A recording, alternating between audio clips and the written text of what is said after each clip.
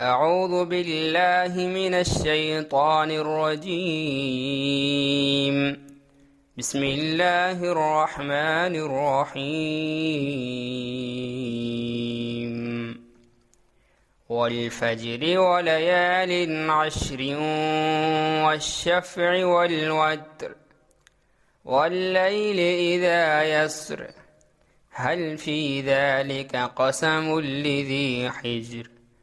ألم تر كيف فعل ربك بعاد إرم ذات العماد التي لم يخلق مثلها في البلاد وثمود الذين جابوا الصخر بالواد وفرعون ذي الأوتاد الذين طغوا في البلاد فأكثروا فيها الفساد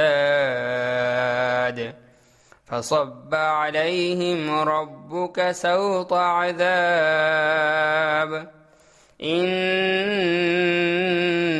ربك لبالمرصاد فأما الإنسان إذا ما ابتلاه ربه فأكرمه ونعمه فيقول ربي أكرمن وأما إذا ما ابتلاه فقدر عليه رزقه فيقول ربي أهانن كلا بل لا تكرمون اليتيم ولا تحاضون على طعام المسكين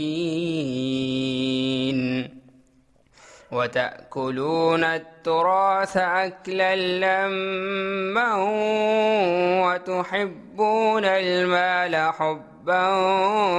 جما كلا إذا دكت الأرض دكا دكا وجاء ربك والملك صفا صفا وجيء يومئذ بجهنم يومئذ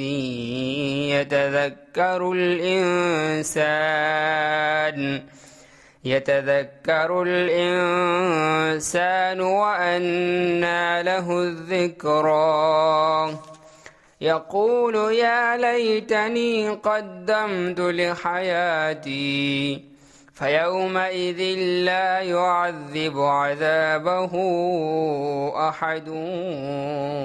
ولا يوثق وثاقه أحد يا أيتها النفس المطمئنة ارجعي إلى ربك راضية مرضية فادخلي في عبادي وادخلي جنتي.